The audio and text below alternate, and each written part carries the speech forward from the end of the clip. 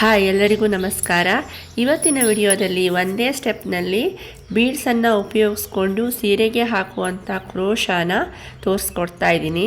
ಇಲ್ಲಿ ನನಗೆ ಸೀರೆ ಮೈ ಕಲರ್ ಬಂದು ಪಿಂಕ್ ಕಲರ್ ಇದೆ. ಪಿಂಕ್ ಕಲರ್ನ 6 ಎಳೆ ದಾರನ ನಾನು ತಗೊಂಡಿದ್ದೀನಿ.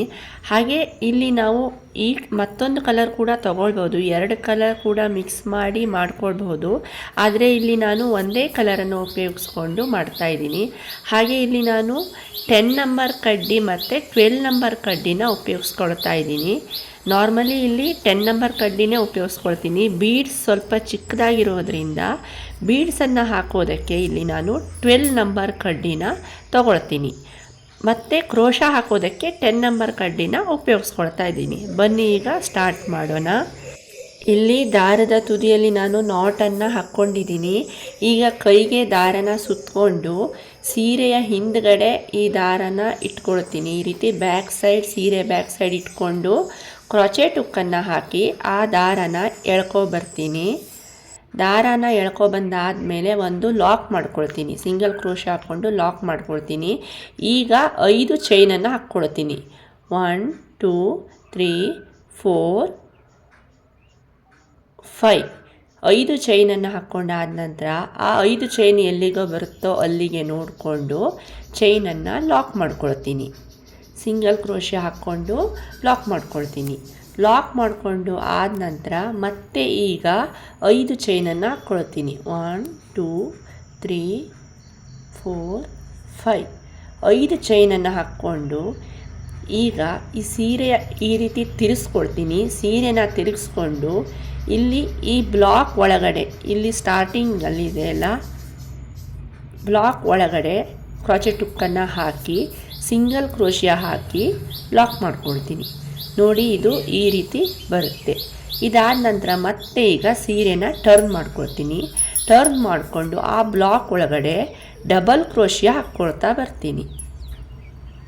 ಡಬಲ್ ಕ್ರೋಶಿಯ ಹಾಕೋದು ಹೇಗೆ ಅಂತ ಎಲ್ರಿಗೂ ಗೊತ್ತೇ ಇರುತ್ತೆ.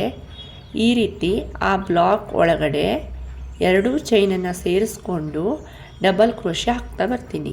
2 ಡಬಲ್ ಕ್ರೋಶಿಯ ಆಯಿತು. 3ನೇ ಡಬಲ್ ಕ್ರೋಶಿಯ ಹಾಕ್ತಾ ಇದ್ದೀನಿ. 3 4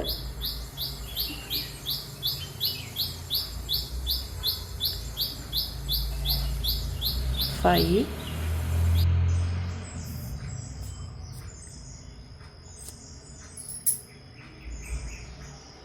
6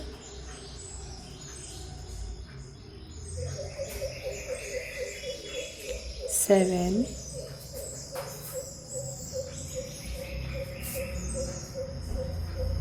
8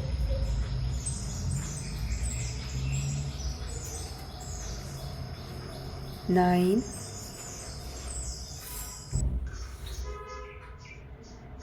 10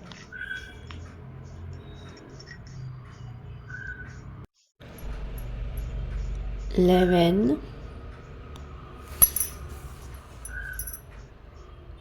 12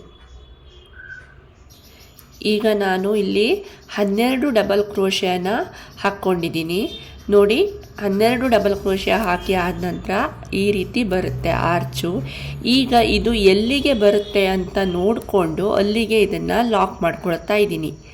ನಿಮಗೆ ಬ್ಲಾಕ್ ಒಳಗಡೆ 10 ಅಥವಾ 12, 10 ಆದರೆ 10, ಇಲ್ಲ ಅಂತಂದರೆ 12 ಡಬಲ್ ಕ್ರೋಶನ ನೋಡಿಕೊಂಡು ನೀವು ಹಾಕ್ಕೊಳ್ಬೇಕಾಗತ್ತೆ. ಈಗ ಇದನ್ನು ಲಾಕ್ ಮಾಡ್ಕೊಳ್ತಾ ಇದ್ದೀನಿ. ನೋಡಿ, ಮೊದಲನೇ ಆರ್ಚ್ ಈ ರೀತಿ ಬಂತು. ಈಗ ನಾನು ಬೀಡನ್ನು ತಗೊಳ್ತೀನಿ. ಈ ಬೀಡನ್ನು ಹಾಕ್ಕೊಳ್ಳೋದಕ್ಕೆ 12 ನಂಬರ್ ಕಡ್ಡಿನ ಉಪಯೋಗಿಸ್ಕೊಂಡಿದ್ದೀನಿ. ಬೀಡನ್ನು ಈ ರೀತಿ ಎಳ್ಕೊಬರ್ತೀನಿ. ಎಳ್ಕೊಬಂದಾದ ನಂತರ ಬೀಡನ್ನು ಲಾಕ್ ಮಾಡ್ಕೊಳ್ತೀನಿ. ಲಾಕ್ ಮಾಡ್ಕೊಂಡಾದ ನಂತರ ಮತ್ತೆ 5 ಚೈನನ್ನು ಹಾಕ್ಕೊಳ್ತೀನಿ. 1 2 3 4 5 ಚೈನನ್ನು ಹಾಕ್ಕೊಂಡು ಸೀರೆನ ಈ ರೀತಿ ಟರ್ನ್ ಮಾಡ್ಕೊಳ್ತೀನಿ. ಟರ್ನ್ ಮಾಡಿಕೊಂಡು ಆದ ನಂತರ ಇಲ್ಲಿ ಸ್ಟಾರ್ಟಿಂಗಿಂದ 6ನೇ ಚೈನ್ ಒಳಗಡೆ ಕ್ರೋಚೆಟ್ ಹುಕ್ಕನ್ನು ಹಾಕಿ ಲಾಕ್ ಮಾಡ್ಕೊಳ್ತೀನಿ. ಸಿಂಗಲ್ ಕ್ರೋಶಿಯ ಹಾಕ್ಕೊಂಡು ಲಾಕ್ ಮಾಡ್ಕೊಳ್ತೀನಿ. ಲಾಕ್ ಮಾಡಿಕೊಂಡು ಆದ ನಂತರ ಮತ್ತೆ ಸೀರೆನ ಟರ್ನ್ ಮಾಡ್ಕೊಳ್ತೀನಿ. ನೋಡಿ ಈ ರೀತಿ ಸೀರೆನ ತಿರುಗಿಸ್ಕೊಳ್ತೀನಿ. ಸೀರೆನ ತಿರುಗಿಸ್ಕೊಂಡು ಆದ ನಂತರ ಈ ಬ್ಲಾಕ್ ಕಾಣಿಸ್ತಾ ಇದೆಯಲ್ಲ, ಈ ಬ್ಲಾಕ್ ಒಳಗಡೆ ಮತ್ತೆ ಡಬಲ್ ಕ್ರೋಶಿಯ ಹಾಕ್ತಾ ಬರ್ತೀನಿ. ಇಲ್ಲೂ ಕೂಡ ಅಷ್ಟೇ ನಾನು 12 ಡಬಲ್ ಕ್ರೋಶಿಯನ ಹಾಕ್ಕೊಳ್ತೀನಿ. ಡಬಲ್ ಕ್ರೋಶಿಯನ ನಾವು ಹೇಗೆ ಹಾಕಬೇಕು ಅಂತಂದರೆ, ಮೊದಲಿಗೆ ಕ್ರೋಚೆಟ್ ಹುಕ್ಕಿನ ಮೇಲೆ ದಾರಾನ ತಗೊಂಡು ಅದರಿಂದ ಬ್ಲಾಕ್ ಒಳಗಡೆ ಹಾಕಿ ಮತ್ತೆ ದಾರಾನ ಎಳ್ಕೊಂಡು ಬರ್ತೀನಿ. ಆಮೇಲೆ ಮತ್ತೆ ಕ್ರೋಚೆಟ್ ಹುಕ್ಕಿನ ಮೇಲೆ ದಾರಾನ ತಗೊಂಡು ಮೊದಲಿಗೆ 2 ಚೈನನ್ನು ತೆಗಿತೀನಿ. ನಂತರ ಮತ್ತೆ ಕ್ರೋಚೆಟ್ ಹುಕ್ಕಿನ ಮೇಲೆ 2 ಚೈನ್ ಇರುತ್ತೆ, ಮತ್ತೆ ದಾರಾನ ತಗೊಂಡು ಆ 2 ಚೈನನ್ನು ತೆಗಿತೀನಿ. ಇದು ನನಗೆ 1 ಡಬಲ್ ಕ್ರೋಶಿಯ ಆಗುತ್ತೆ. ಹಾಗೆ ನಾನು ಇಲ್ಲೊಂದು ಟ್ರಿಕ್ಕನ್ನು ಹೇಳ್ಕೊಡ್ತೀನಿ.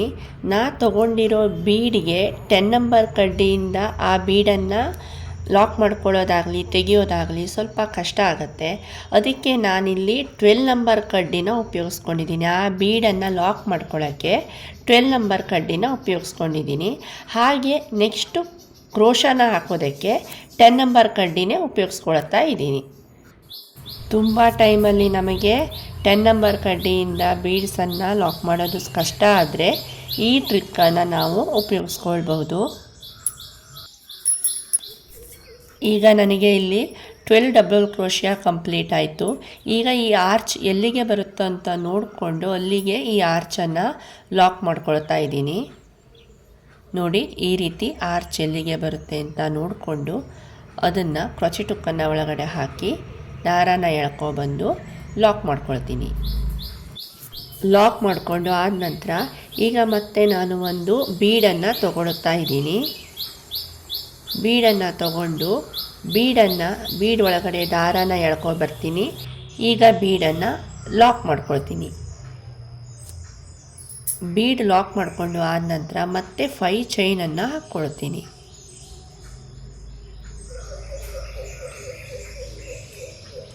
5 ಚೈನ್ ಹಾಕ್ಕೊಂಡು ಆದ ನಂತರ ಸೀರೆನ ಟರ್ನ್ ಮಾಡಿಕೊಂಡು ಈ ರೀತಿ ಸೀರೆನ ಟರ್ನ್ ಮಾಡ್ಕೊಳ್ತೀನಿ.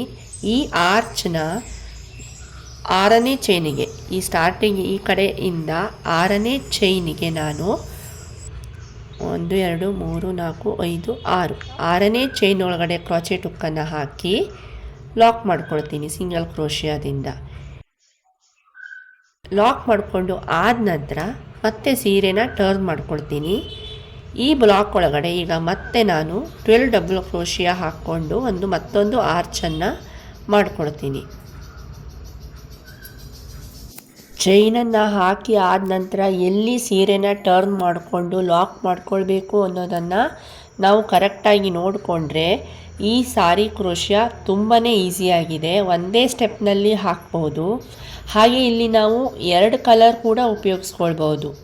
4 ಆರ್ಚನ್ನು ಒಂದು ಕಲರ್ ಎಲ್ಲ ಹಾಕಿ ಮತ್ತೆ 4 ಆರ್ಚನ್ನು ಮತ್ತೊಂದು ಕಲರಲ್ಲಿ ಕೂಡ ಹಾಕ್ಬೋದು. ಅದು ಕೂಡ ತುಂಬಾ ಚೆನ್ನಾಗಿ ಕಾಣಿಸುತ್ತೆ. ನಿಮಗೆ ಸ್ವಲ್ಪ ಕಷ್ಟ ಆಗುತ್ತೆ ಅಂತ ಅನಿಸಿದ್ರೆ ಬೇರೆ ಬಟ್ಟೆ ಮೇಲೆ 2 ಆರ್ಚನ್ನು ಹಾಕಿ ನೋಡಿಕೊಂಡು ಆಮೇಲೆ ಸೀರೆ ಮೇಲೆ ಹಾಕೋಕ್ಕೆ ಸ್ಟಾರ್ಟ್ ಮಾಡಿ. 1 ಆರ್ಚನ್ನು ಹಾಕೋದು ಕಲ್ತ್ಕೊಂಡ್ರೆ ಇದನ್ನು ಆರಾಮಾಗಿ ನಾವು ಹಾಕ್ಕೊಳ್ಬಹುದು. ಇದು ತುಂಬ ನೀಟಾಗಿ ಕೂಡ ಕಾಣಿಸುತ್ತೆ. ಕಾಟನ್ ಸೀರೆಗೂ ತುಂಬ ಚೆನ್ನಾಗಿ ಕಾಣಿಸುತ್ತೆ. ತುಂಬಾ ಸಿಂಪಲ್ಲಾಗಿ ನೀಟಾಗಿ ಕಾಣಿಸ್ಬೇಕು ಅಂತಂದರೆ ನೀವು ಈ ಕ್ರೋಶಾನ ಟ್ರೈ ಮಾಡ್ಬೋದು. 5 ಚೈನನ್ನು ಹಾಕ್ಕೊಂಡು ಸೀರೆನ ಟರ್ನ್ ಮಾಡಿಕೊಂಡು ಅಲ್ಲಿಂದ 6ನೇ ಚೈನಿಗೆ ಕ್ರೋಚೆಟ್ ಹುಕ್ಕನ್ನು ಹಾಕಿ ಲಾಕ್ ಮಾಡಿಕೊಂಡು ಮತ್ತೆ ಸೀರೆನ ಟರ್ನ್ ಮಾಡಿಕೊಂಡು ಆರ್ಚನ್ನು ಹಾಕ್ತಾ ಬರಬೇಕಾಗತ್ತೆ. ಇದನ್ನು ನಾವು ಕರೆಕ್ಟಾಗಿ ನೋಡಿಕೊಂಡು ಮಾಡಿಕೊಂಡ್ರೆ ತುಂಬ ಸುಲಭದಲ್ಲಿ ಮಾಡ್ಕೊಳ್ಬಹುದು. ನೋಡಿ ಈ ರೀತಿ ಬರುತ್ತೆ. ಈ ರೀತಿ ಆರ್ಚನ್ನು ನಾವು ಮಾಡ್ಕೊಳ್ತಾ ಹೋಗಬೇಕಾಗತ್ತೆ. ಫುಲ್ ಸೀರೆನೂ ಇದೇ ರೀತಿ ಕಂಟಿನ್ಯೂ ಹಾಕ್ಕೊಂಡು ಹೋಗುತ್ತೆ. ಈಗ ನಾನು ಸೀರೆಯ ಕೊನೆಯಲ್ಲಿದ್ದೀನಿ.